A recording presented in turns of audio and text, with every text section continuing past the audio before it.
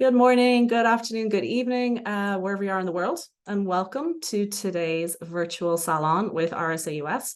My name is Claire Byrne, and I am the community manager for RSA US. So on behalf of myself, Octavia, who I'll introduce you to in a minute, Caroline, Rebecca, Nicole, Sky, and my colleague Tony, and the wider RSA US team, I'd like to thank you for joining us for this month's virtual salon titled Why Representation Matters. So before we get started, I'd like to give you just a little bit of a background on the RSA, the RSA US, and cover some ground rules about today's event. So in case you're new to who we are and what we do. So founded in the UK, we are the Royal Society for Arts, Manufactures and Commerce, and have been uniting people and ideas to resolve the challenges of our time since about 1754.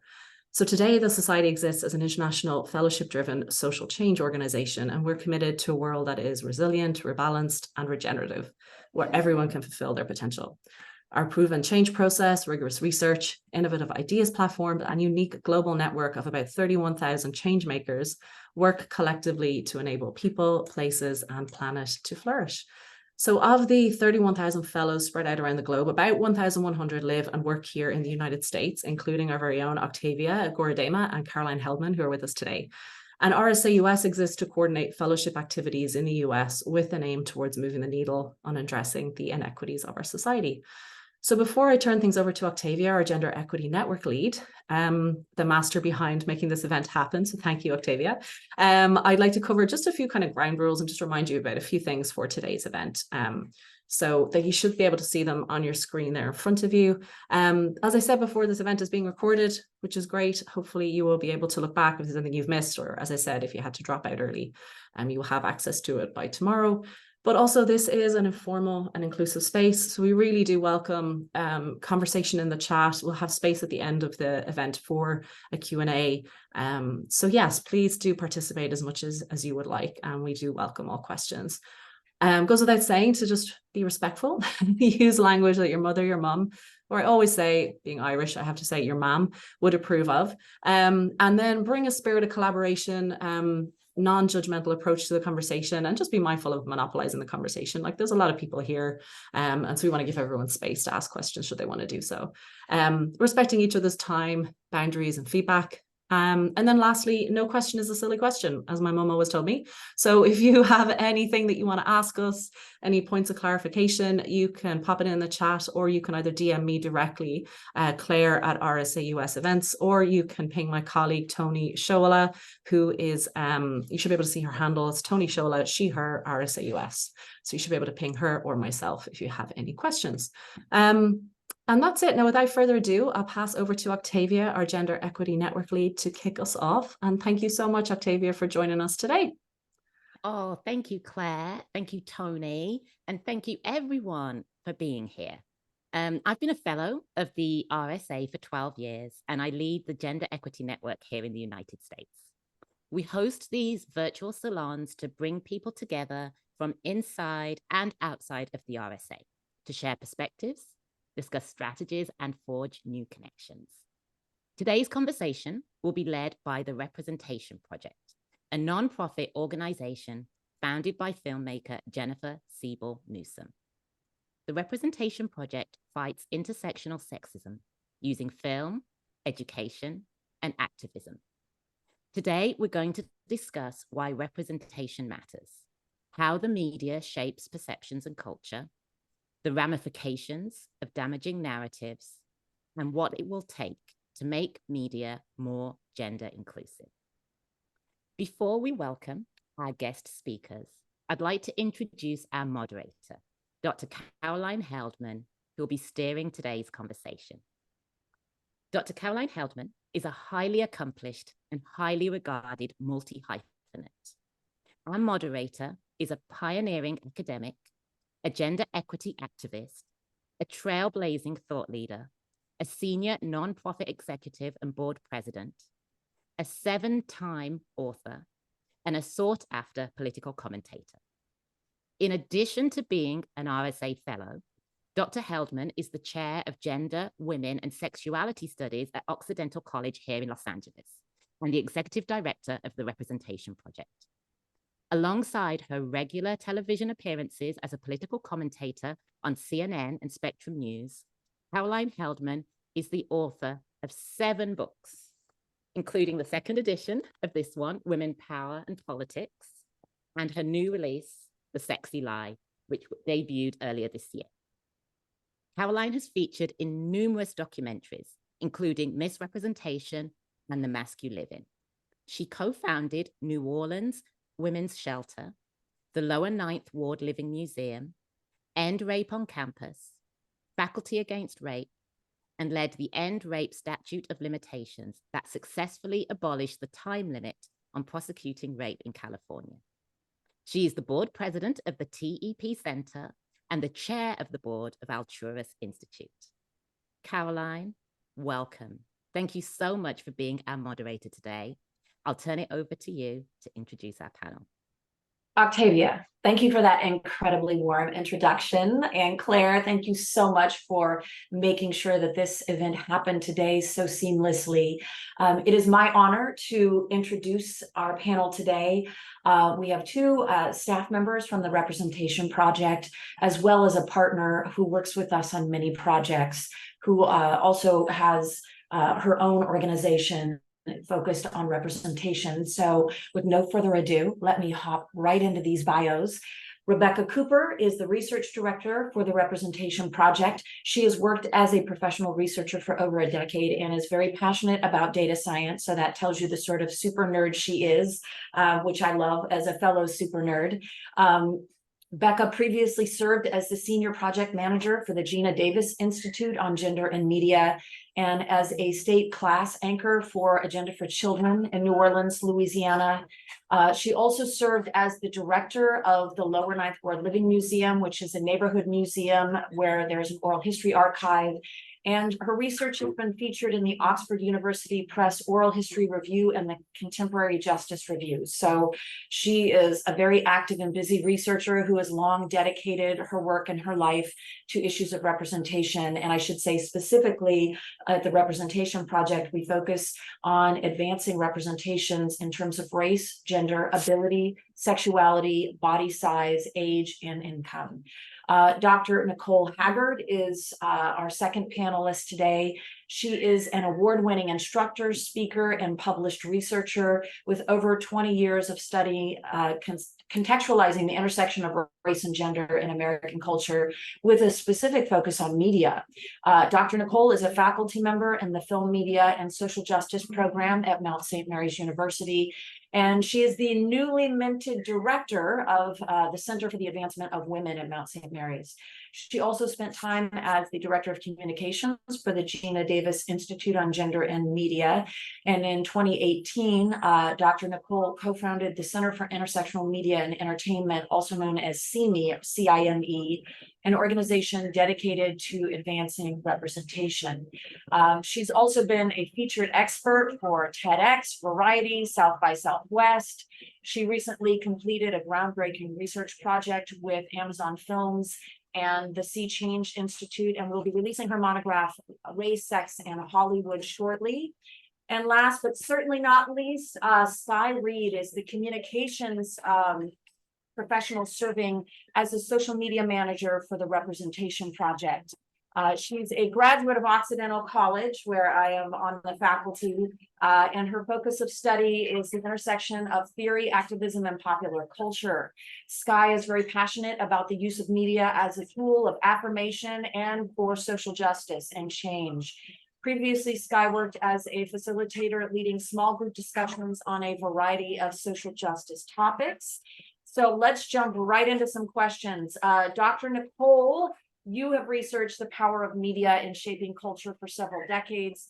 Can you talk to us about how media is such an important influencer and driver of our culture? Yes. Hi, everyone. So happy to be here with all of these amazing folks and having this conversation. Media and how it impacts society, right? I think it's one of these areas that sometimes we forget. And we are constantly consuming entertainment media and not realizing the profound impact that it has on us. It's one of our primary socializing institutions. It teaches you everything from how to love, to how to argue, to what career you can have, like so many different areas. But while we're watching, we often forget that it's having this impact on us, right? And I think it's great to remember, like when movies first came out, and it was in this little cafe in France, was the first place that they showed a feature film, and it was about a train robbery. And when the train rolled into the station in this movie, people literally ran out of the theater screaming, right? Like that complete disconnect. You would never do that today, and like all of the wild stuff that happens in movies. But when movies came out, they were so connected to the fact that they were having like a profound impact on you as a person, that it felt real, right? And bell hooks often reminds us of this, right? That like movies are not real, but we feel like they're real, right? Like they're putting these images on screen that have this profound impact on us.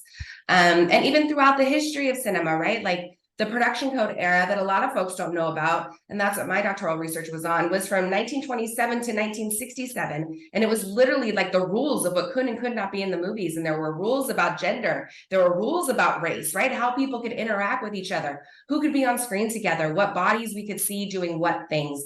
And this like concrete era of censorship is one of these like direct ways in which media is instructing us of how to show up in the world that we forget is a thing, right? We just like go to the movies and we watch TV and we're on social media without that reminder, right? So I think today is just like a really great opportunity to stop and think about, okay, how is media really impacting me? How is it instructing me to think about who I am, how we know who other people are?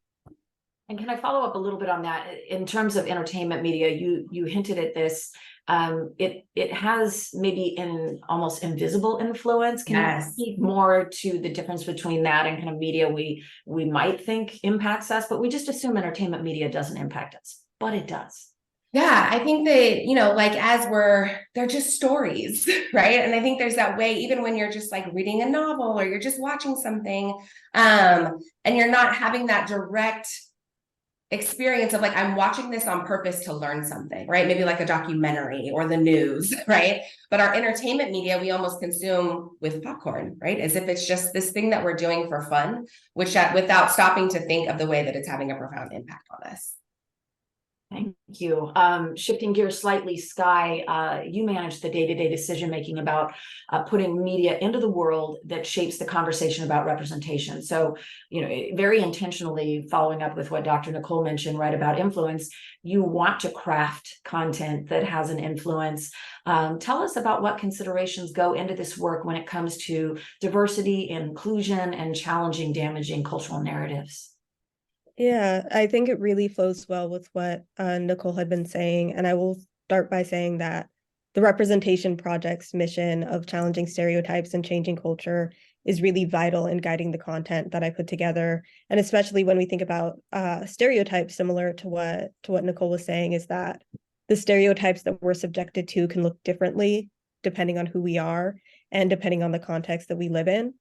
So as I'm putting together content, and I have to keep that in mind, right? The tropes, the stereotypes that present in media, it's not always the same. And as I'm putting together content, I try to be mindful of that. And research has also been super helpful in this. We have the Representation Project. Becca is the research director. We have a lot of research that shows all of the different ways that tropes impact society and the way that tropes pop up in media.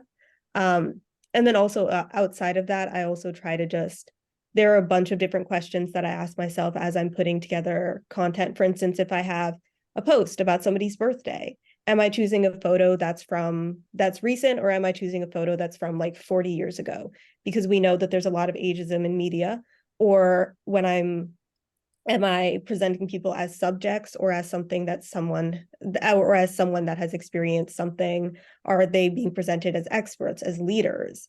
Am I showing somebody as an active participant, or as somebody that, again, something has happened to? So all of that stays in my mind, and I also have to consider it in terms of not just in terms of a singular post or a singular message, but across all of our social media, right? It's not enough to look at one post and to say, this is good. I have to look at it across everything that we post and be sure that the way that I'm representing different groups of people is authentic across those different categories. Right, that's an excellent segue into talking with Becca about the work you do in the media research space. Tell us about how research is a potent or powerful tool in this effort. And can we just start with some basics? Like, what are tropes? What are stereotypes? What do you do in this research space, and why is it such an important tool? Absolutely. So like Skye and Dr. Haggard said, we know media is powerful and it can influence in powerful ways negatively, but also can be used as a powerful activist tool, like Skye does with the campaigns. So at the REP Project, we produce both proprietary and public facing research. And the core of all of the research we produce is measuring representations of gender from an intersectional perspective. So we're always looking at women and we're looking at diversity in body size, in age, in sexuality, in ability, and also race and skin tone, looking for colorism. So it's important that all of our research is talking about women from all of these marginalized identities. And a lot of our work is intervening at some point of the production process. So if that's like serving as a benchmark for how the industry is doing and looking so that we can like use that data to advocate for better representations moving forward. And then also we work behind the scenes with content creators to intervene with script analysis, and make sure that the data we're using can help, before the content reaches the post-production process, which we found to be very helpful. And so, we found that research has been an incredibly helpful tool in advocating for better media representations, mainly because we know from our own experience that activists exist inside and outside of the industry.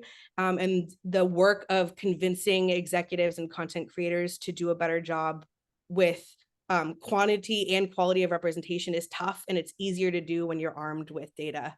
Which brings me to, which I should have led with, which you asked for, Caroline, was the definitions of what a stereotype and a trope are. So when we're looking for good representation, when we say good media representation, we want to see marginalized people showing up, and we want a frequency that matches the population of the communities that are consuming that media. And also we want good quality representation. So that means shown in non-stereotypical ways. And a stereotype is when a character in media or a person is reduced to a quality or a trait because of one of their marginalized identities.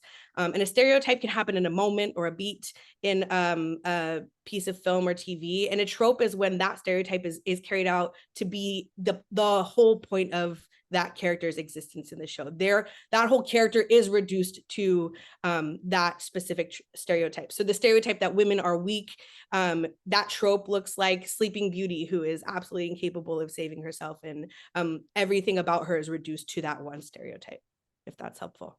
Very helpful. And Becca, you're making an important distinction between the quality of representation, right, and the quantity of representation. So the quantity of representation, meaning how often a marginalized group is showing up in media content, and a qualitative look, which is how they're showing up, when they show up. And I'll throw a question to you, Nicole, with a little preface talking about the current state of media representation. We know that very few marginalized groups have achieved parity in terms of quantity of representation, meaning that they're showing up in entertainment media, in the top grossing films and TV shows, most popular TV shows. They're showing up in approximately the same numbers as they exist in the population. So for example, just looking at the number of overall characters, we know that that male characters show up 2 to 1 for women, even though 51% of the US population is a woman. We know in terms of race that 42% of characters are BIPOC or people of color, compared to about 38% in the broader population. So parity has been achieved, at least in terms of quantity of representation, although it's uneven in terms of various minority groups. And it's also, we still continue to have issues with quality of representation and racist tropes and stereotypes.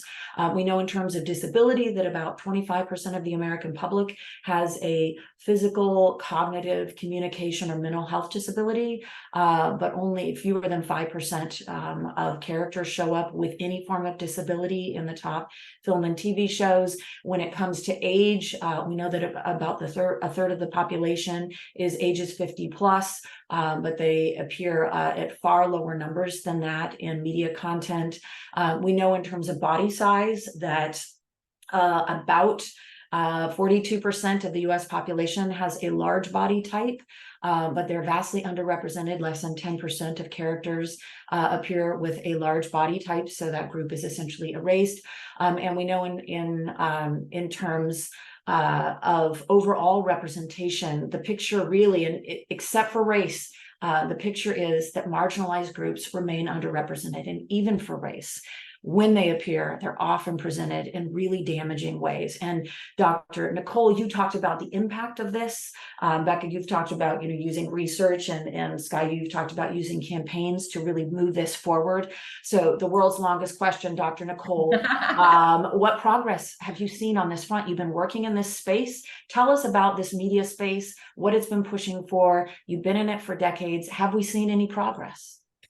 So I just want everybody listening to know that those identity categories that Dr. Caroline and Becca just rallied off, right? Those are because of them. They really pushed for us to look at intersectionality in a more comprehensive way, right? And that was so important. Before, the folks that were doing this research, it was race, gender, sexuality. That's what we looked at, right? And they were like, no, what about age? What about body size? What about disability status, all of these other ways that we can think about how does intersectionality impact the way we show up on screen, because we know that it's so important. So I wanted to shout that out because I think that's so important. And that was a huge advancement that's been made in our field. So thank y'all both for pushing forward with that.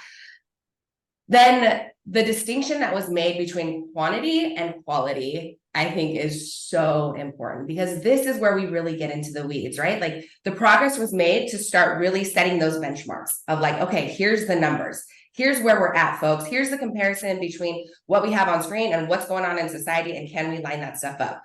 So Dr. Caroline did a great job of laying out all those stats for us.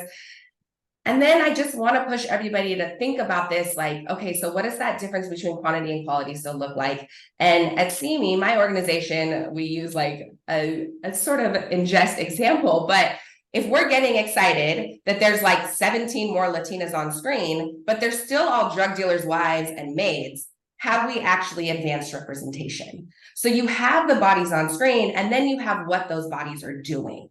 Right. And I think the what those bodies are doing piece is the place that the research and the movement is really going in exciting ways. So we're still tracking those numbers because that's super important. And now, Becca talked about, it's the folks who are working in the media. So we would say the artists, the activists, and the academics are all coming together to look at this full circle way that we can really tackle specific problems. And that's what's really exciting to me, right? So even when we look at something the equality, there's more women on screen this year, right? People will say that, or look at Barbie, oh my God, that was amazing, right? And these outlier moments. But when we look at the trajectory of that, right? If we look even just 20 years ago, women only occupied, was it kind of 16% of the major characters. It peaked in 2019 at 40, and now we're down to 33%, right? So it's never steady progress. Okay, so we have those numbers. So let's look at those female lead characters. So at my organization, when we did our research study with Amazon, we were cool, we want to know about all the other people in that movie around them. And what we found was that there's this faux female lead thing happening. There might be a female lead, but she's the only woman in the movie. She's surrounded by men, right? So even in Wonder Woman, where the beginning of the movie, it's this beautiful utopia of these amazing, strong women. But when she leaves that world and she's put in the real world, now it's all men surrounding her. So guess what? Can she pass the Bechdel test? No, right? If it's a sole female lead surrounded by men, that means dudes are the ones who are participating in the advancement of her decision-making and all these kinds of things. So I think the faux female lead thing is really fascinating. Even the Gina Davis Institute recently reported that when it comes to caregiving on screen, we've achieved gender parity in that way, that we're actually showing men showing up more as parents and caregivers. Okay, but when we show those men, what they found was that men show up as bumbling apprentice parents, whereas women already have it all figured out. For all the other fellow moms out there, we aren't magically born with it all figuring it out, right? We're all figuring it out. But that idea that men get to be bumbling and we have it figured out is that sort of either shows up as a stereotype, as Becca said, or a trope that's this character character definition, right, that really impacts society. So I think that that ability to really look at a character data point and then dig into why it matters, right? And that's this whole talk today too. Like, why does that specific number matter? What am I seeing through my unique way that I look at the world? What am I noticing? What am I picking up on about what are those tropes that are happening and what can we do about that? And exactly, right? We're learning, we're being taught all the time. Yeah. Who to love, who the good guys are, who the bad guys are, like what we should be pursuing in terms of a career, what matters in the world. All of these cultural values and norms are established, and as you pointed out earlier, entertainment media gets under the radar, which is a really powerful way that happens. So great, thank you for that complex, sophisticated look at where we've seen progress, but then how some of it has been faux. And I think this is the constant struggle, right, for anything related to social justice, that you really keep your foot on the gas pedal, and if you take it off for a moment, you see backsliding. But even when it feels like progress has been made, you have to peel back some of those layers to look at that. I know, for example, Becca, you did a study, looking at race representations in Latin America, but found that a lot of, certainly there's diversity, but much of the representation is of light-skinned Latin people. And so you have colorism emerging even when you have more inclusion in terms of race. So yeah, the faux lead, that's such a great assessment. Sky, this is right up your alley, right? You are constantly and actively challenging cultural norms, and you're using media. And Becca, you brought up this idea that media can be both positive and negative, right? It's this double-edged sword. Sky, you're trying to wield it for good, for social progress on issues that matter. And sometimes you've experienced some backlash around this. This is certainly happening nationally. A backlash is happening with the advancement of certain marginalized groups in our society. So Sky, can you please share some of the experiences you've had engaging in culture shifting work, and then tell us how you've kind of navigated this backlash as it comes your way? Yeah, of course. So I think there have been a couple times where I've posted things and we've gotten some pushback on it. One moment that comes to mind is for Equal Pay Day, which, Caroline, we posted an infographic for Equal Pay Day. We got some pushback because the number that we used was for all women, and there was some critiques about the fact that that potentially erases other women and other identities, other women of color. Not realizing, the people commenting, not realizing that there are multiple equal pay days throughout the year. And then when the next equal pay day comes up, I keep that in mind, and I'm like, okay, I'll separate it all by race, by other categories. And we still got a little bit of pushback about that, because you could go even further. And I would say that that's still more on the side of, earnest feedback for the most part, where people want us to do better and they want us to represent a wide range of people, which I completely understand.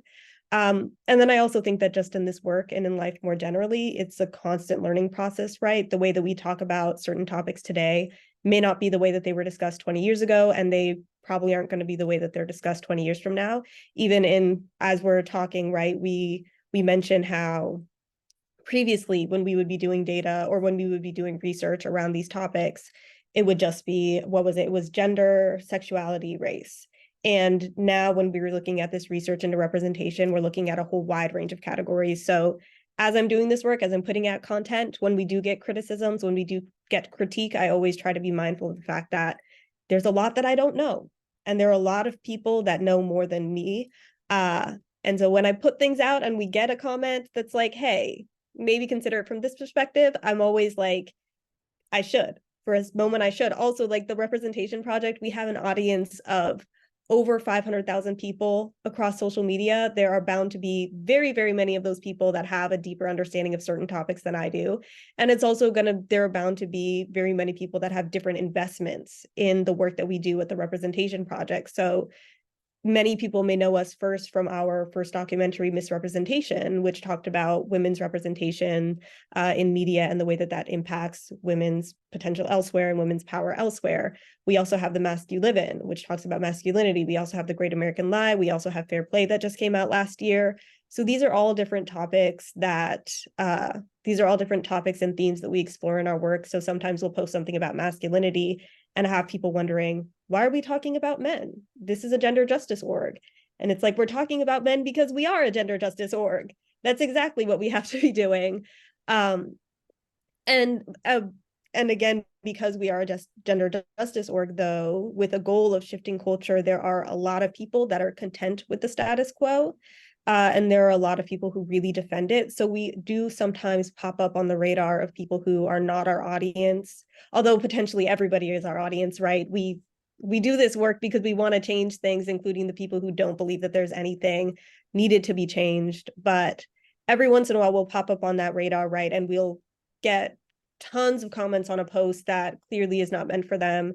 And in that case, it really depends. If it's a bunch of like harmless comments where it's just people disagreeing, I'll just be like, okay, that's engagement. That's popping up on somebody's feed. When it gets to the point of actual hateful comments, right? When it's attacking a certain group of people, when it starts to get to the point of arguing or arguments in the comments, which can be completely and totally unproductive, that's when I'll sometimes have to go through, block people, mute people. I'll have to maybe shut down the comments depending on how quickly things are coming up. There was a time a couple of years ago where we posted a quote by Zendaya, I believe, where she says that intersectionality is very important.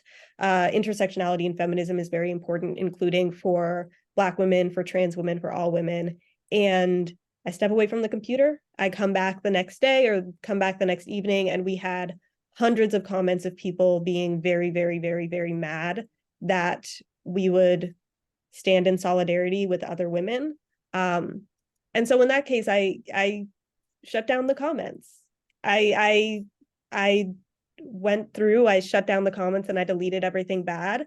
And I hid comments, I hid profiles. I spent a lot of time on that because I want our content to be a safe place for our community. I want people to be able to come to our Instagram, our Facebook, our Twitter, or whatever, and see themselves represented and not have to deal with a lot of bad behavior from others.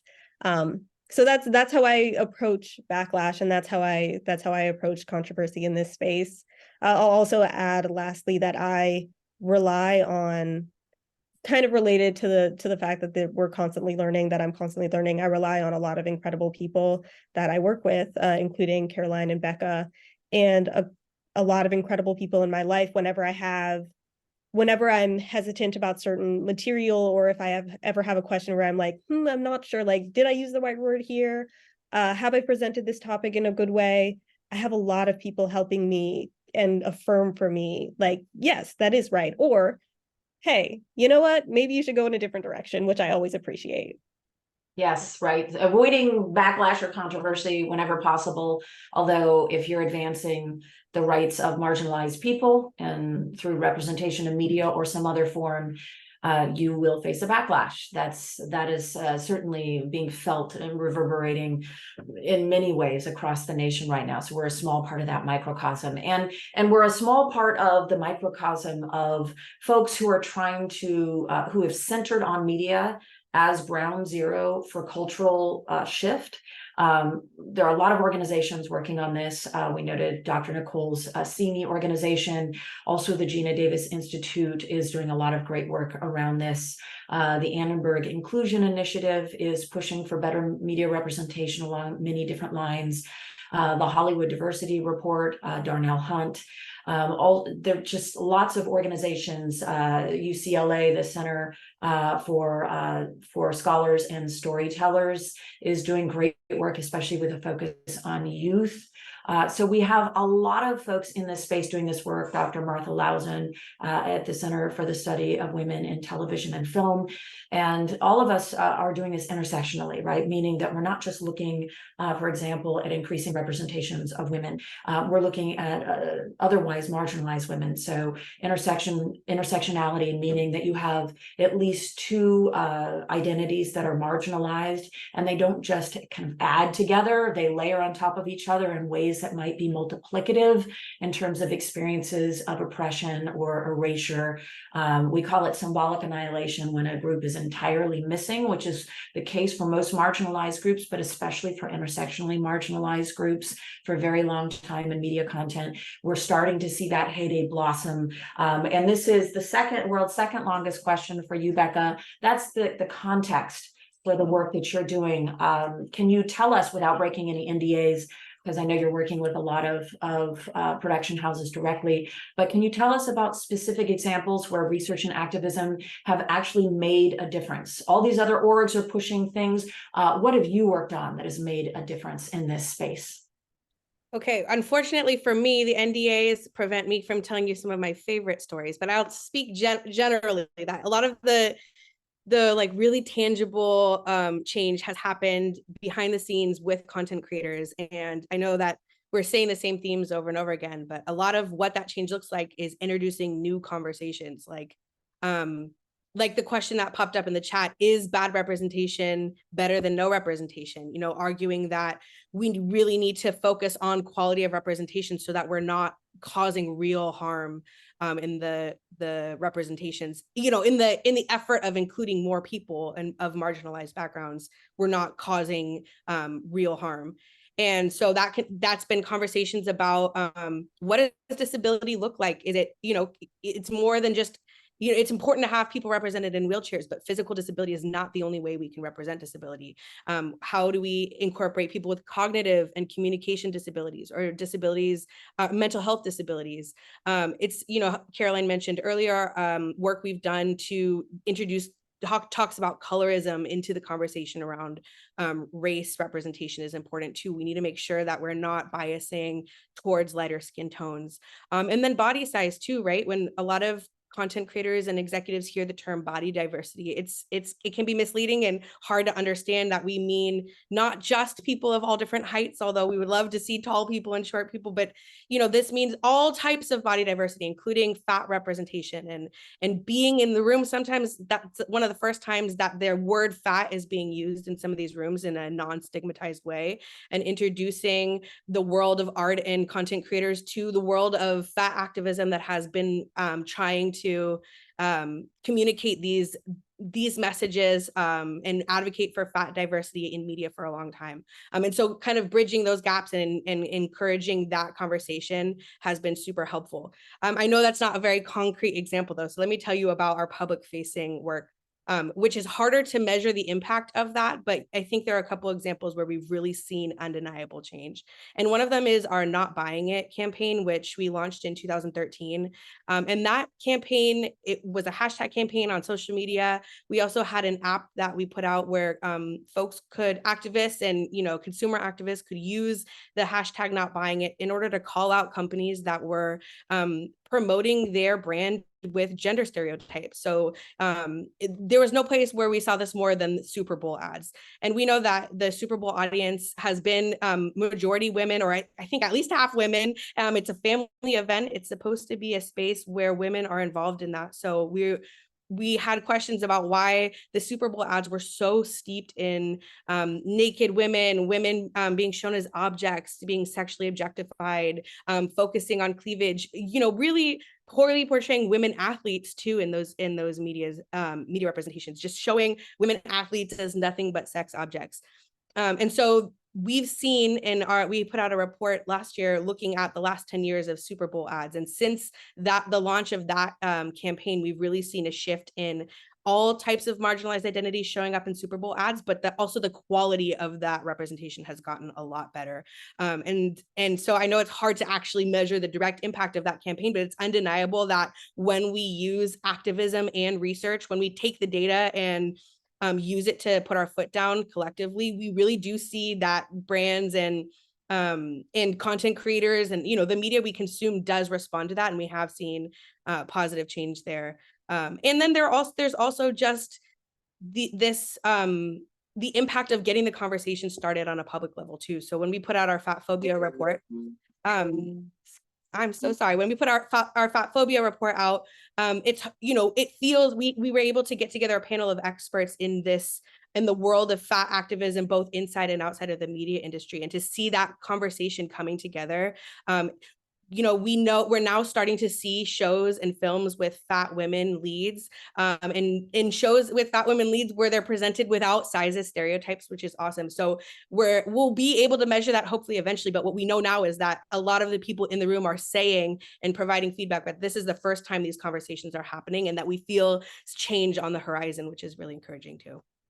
And I would just follow up to say we're one of a large number of organizations that is using the term fat in a way that's reclaiming it, not as a negative. It's simply a descriptive term, and we want to take that stigma out of it. For again, 42% of the American public has a large body size, and we know that the ills of fat phobia are a bigger killer than fatness, and that we live in an anti-fat culture, and we really want to raise awareness around that. So with that, we will close this conversation. I'll pass the baton to Claire for Q&A. Okay. Thank you so much for what a great conversation. As you can see, the chat has been popping off. And so we're trying to stay on top of that as best as we can. But my wonderful colleague, Tony, has been sharing all of the various resources that you have been naming. And if we have missed anything, we'll send a follow-up email just to reassure folks if they haven't been able to keep up. There have been a fair few questions, so I wanted to open it up to our attendees and invite you to come off camera or to come off mute and raise your question yourself. Perhaps you could use the raise hand emoji if that's something that you're able to use yourself, or just pop it in the chat. But I just wanted to give folks the opportunity to do that first before either Tony or I speak on your behalf. So anything that anyone would like to ask? Thank you for the nice comments, Saskia. Okay, nobody wants to come off camera. That's totally fine. No worries. Tony, I know that you've been collating some of your the questions that have been. Oh, Anne. Okay, Anne, stepping up to the plate. I love it. Okay. Would you like to come off mute and ask your question to the panel? Thank you, Anne, for sharing. Yeah, appreciate it. Sure. I had sent it to Tony Shula, and now I'm trying to remember what it was I said. How do we calculate progress given the fact that humanity is on the brink of human extinction, largely due to white male leadership and media lies? That's my question. Thank you. Who would like Nicole? Yeah, I was going to say, over to you. On the spot. How do we measure progress? Okay, so yes, exactly. How do we, how do we calculate it? We're all in that where we are, right? And yeah, in that moment in culture. But I think it's really important for us to, again, remember our history, right? And the way that social movements actually happen. You will see a huge backlash before you see progress. And the backlash is actually an indicator of progress. So I personally find a little bit of solace in that, but it's easy to find solace when the oppression is not impacting me and my life on a daily basis. And so I think that the way that we continue to measure progress is to keep it going forward, right? Yeah, I'm feeling a little disillusioned today too, Anne, so thank you for bringing that up. But I don't know if anybody else wants to chime in on how you're seeing progress. But to me, the backlashes are just indicators that progress has happened.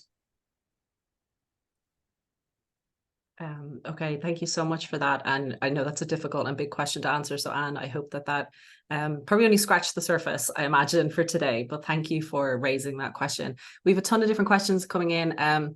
Saskia, and I hope I'm pronouncing your name correctly. Please let me know if I'm not. Would you like to come off mute and share your question?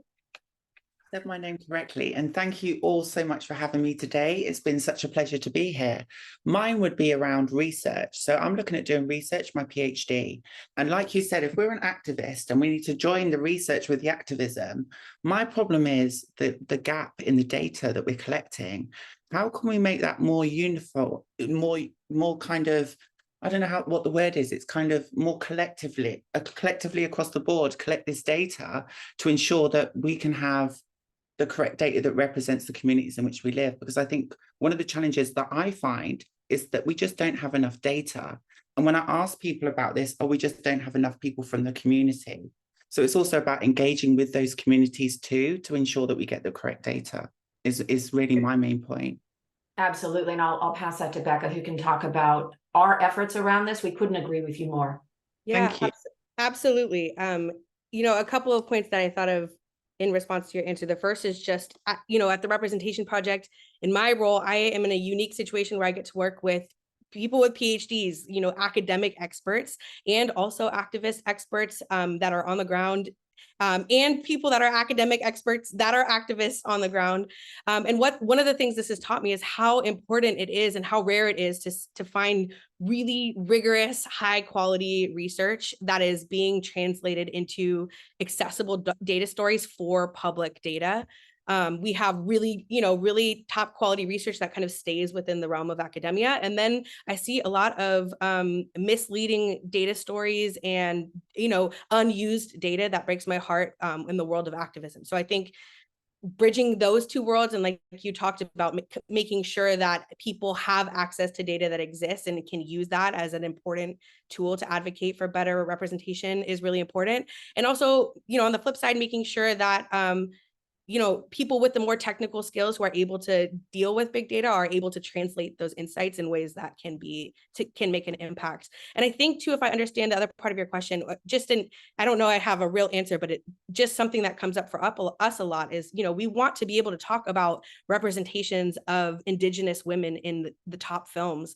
And we're not able to do that when Indigenous women aren't cast at all, right? Like there are such a small N size or such a small sample of some of these identities, and especially as Dr. Heldman mentioned, these double marginalized, these intersectional identities.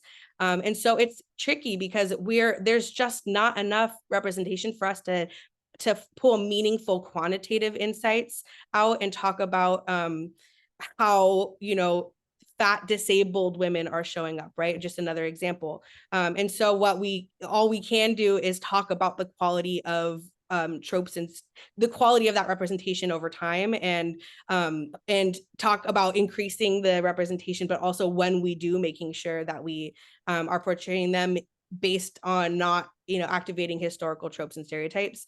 And I think it comes back to the question of bad representation versus no representation, especially for our characters that aren't showing up at all, that are symbolically annihilated. If the only time we see Indigenous women on TV, they are being shown with these super harmful, you know, bad representation, that's a huge problem, right? There's not a range of representation of what we're seeing. And so it makes it even more important that we're having the conversation about quality and frequency.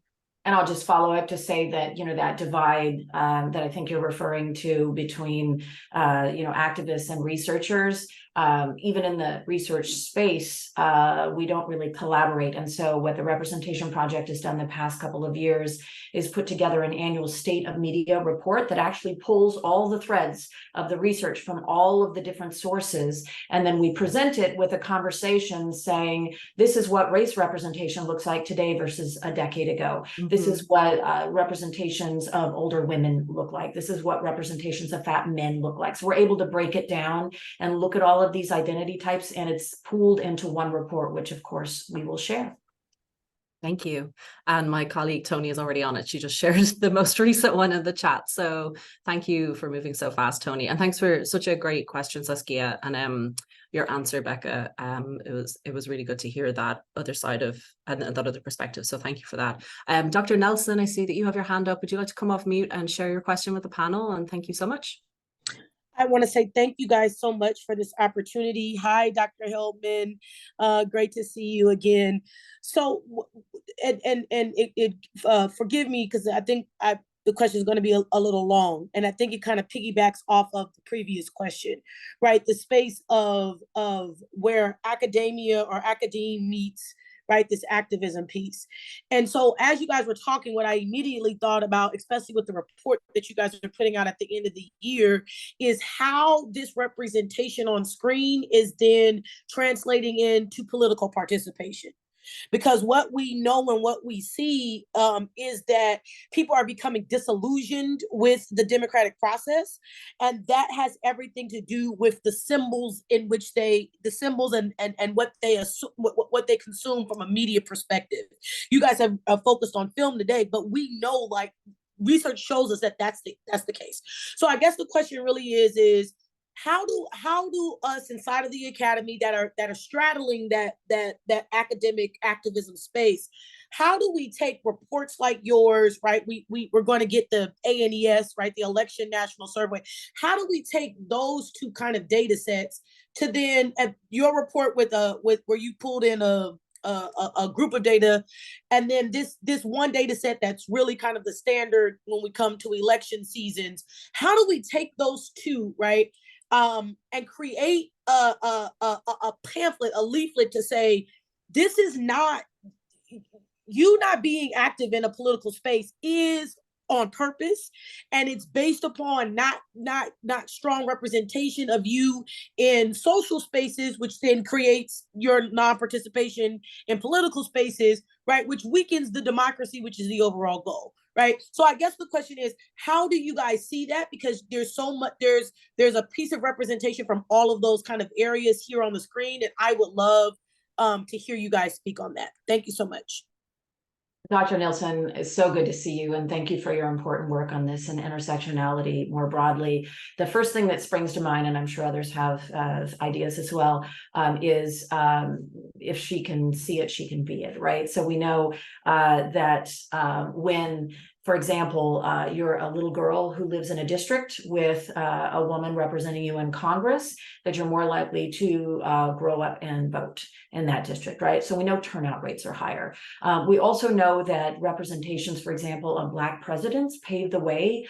50 years of representations of Black presidents paved the way for Barack Obama's presidency because it normalized it in that space. We know that representations of a woman president are about 30 years behind that, and there's some researchers who say, look, you have to normalize it first in media and then it will actually happen in real life. So I think the connection you're drawing between what we're seeing in terms of politics, who's representing us, you know, in these fictional stories, has a profound effect on what we actually see as normal in the real world. And I would say that in recent years, we've seen an increase in the number of women shown as political leaders, which will inspire more girls and women to participate in politics.